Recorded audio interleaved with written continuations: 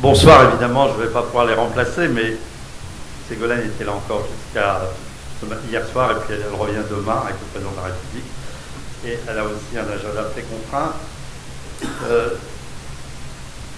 Monsieur le président de la Construction 21, Madame la présidente du RVA, cher Michel, Monsieur le directeur général du RVA, Monsieur le président du cluster UMC, Mesdames, Messieurs, à mon tour aussi de vous dire comment je suis heureux d'être présent parmi vous ce soir pour cette cérémonie de remise des Green Building Solution Awards.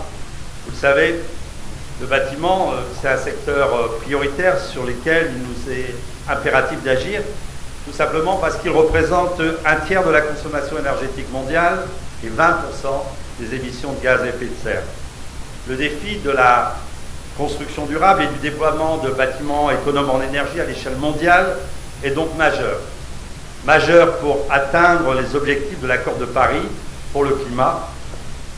Le bâtiment bas carbone est aussi au cœur des missions de l'ADEME, vous le savez, puisque nous accompagnons les pouvoirs publics, notamment pour l'élaboration de la réglementation. Nous participons aussi également à la diffusion des bonnes pratiques, l'accompagnement de la montée en compétences des professionnels du bâtiment et apportons un soutien à la recherche et à l'innovation.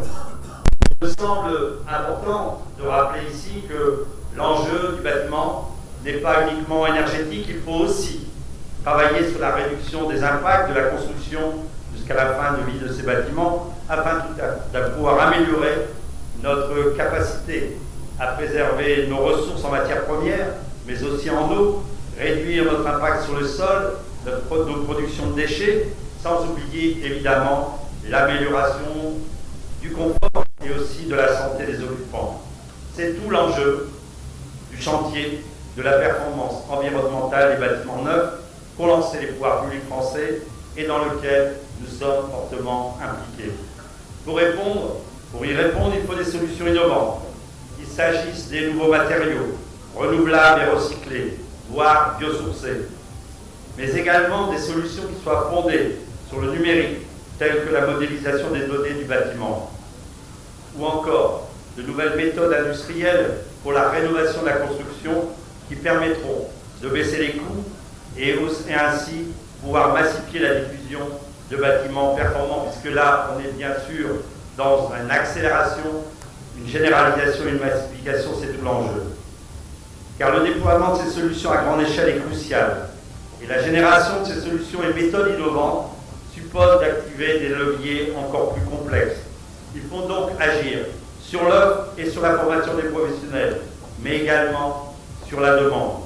Il est donc nécessaire, dans notre palette d'outils, d'avoir à notre disposition des instruments d'éducation du marché, des médias sociaux et des outils de valorisation et de diffusion des bonnes pratiques en matière de construction durable.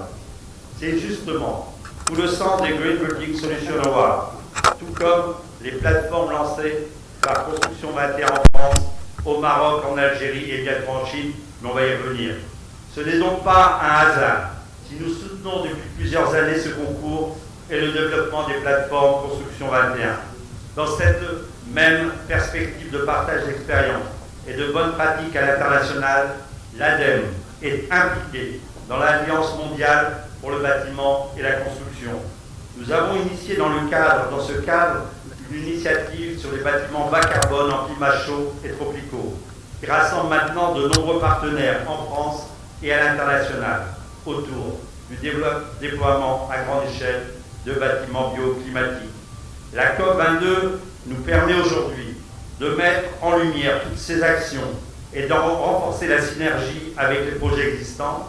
C'est là tout l'enjeu. Il n'y aura pas de transition énergétique écologique réussie sans l'engagement de la problématique de bâtiments plus économiques, plus écologiques, plus durables.